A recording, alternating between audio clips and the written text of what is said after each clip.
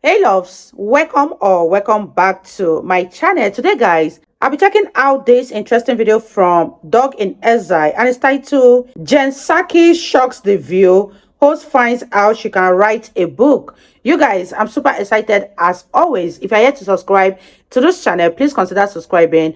Give this video a massive thumbs up, comment, share, and all that good stuff. And without much ado, let's see what this video is all about. I know you're shocked as I am. Psaki can write a book. I didn't think she could even read one, much less write one. Welcome to Doug in Exile. This is where the happy patriots are. As we mock The View for having on America's redheaded stepchild, Psaki. On both sides of working as a press secretary, but also now being in the media. And there's been a lot of criticism of Biden, most recently from the New York Times. How bad is it when the New York Times is criticizing Biden?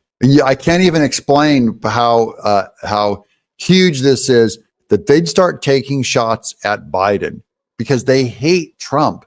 And if they're criticizing Biden, they're going like, look, we can't stay silent about this. It's so bad how Biden will not answer press questions. He's held the fewest interviews and press availabilities of any president since Reagan. And Reagan, I mean, those are a whole different days of media where you really don't have that much transparency from Reagan prior with access to the press. I personally think it would help dispel some of the concerns about his age if he did more. Oh, no, my lady. It wouldn't help dispel concerns if Biden did more press questions. It would greatly exaggerate them. And that's why they won't let Biden do press interviews, because it would be so horrifying. They couldn't edit it enough. They couldn't cover up for him enough. This is the smartest move from the Biden administration, is hide him. Do not debate.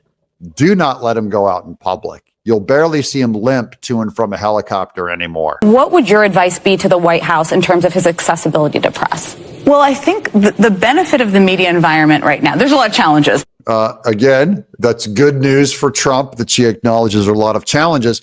They're going to try and blame this on just as if the only challenge is his age and hiding him from the press. There's many other challenges in that he is a failure as a president, as a leader, and as a Democrat. It's hemorrhaging across all fronts, from world security to the border to the economy. I mean, it's much more than just he can't speak to the press. I'm going to start at the optimistic side, is that there are so many choices. And when you're communicating from the White House, I mean, respect for freedom of speech and freedom of the press is important, but you're also really just trying to communicate with the American people. Right. So my view is he should come on The View before he does a press conference. What a kiss up. He should, because people want to have real conversations about issues that are happening. No, Biden does not want to have real conversations about issues that are happening, like our hemorrhaging economy, like the world wars he's dragging us into, the unrest on our campuses and the riots on our campus. He doesn't want to have that talk. That's what real press would ask him about, but he can't answer those questions. True. I think press conferences are important, but I also think him doing Howard Stern, that's an interview that reached a broader audience of people. Oh, yeah, that hard-hitting truth finder, Howard Stern. That's the only interview that he found time to have? Okay. If you're in the White House, you're not thinking about, am I checking the box on doing the most interviews? You're thinking about, am I doing the most I can to communicate my message to the American people? That's who I represent. Well, the boxes he checked was on Karine Jean-Pierre. He checked at least 3 diversity boxes on that one. So I would say more Howard Stern, come on The View. Chase more Easter bunny eggs, have more ice cream. That's her answer. She's covering for him because she's a press person over at MSNBC. Whoever rewarded the president for not taking hard-hitting questions from journalism? She's covering for him. Of course. The View is covering for him and lying to their audience. More smartless conversations. Biden showed up on a Smartless podcast, which I think is just about the weirdest marketing move ever, that it's called Smartless.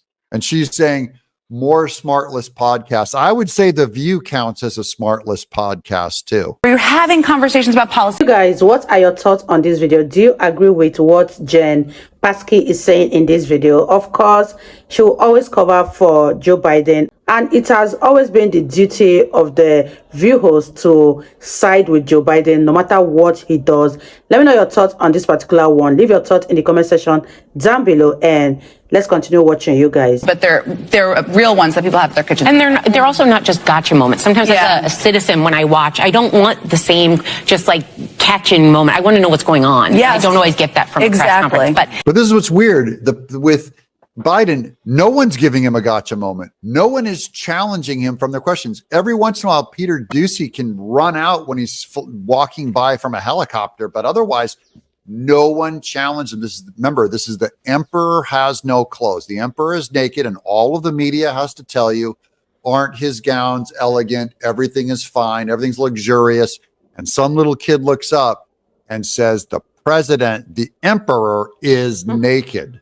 And that's the one thing all these people have to do is keep the illusion up that he's clothed. And you write poignantly about a topic we discuss here. Thank you, Whippy. Often. And it's about the idea of... That's Jen Psaki's book called Say More.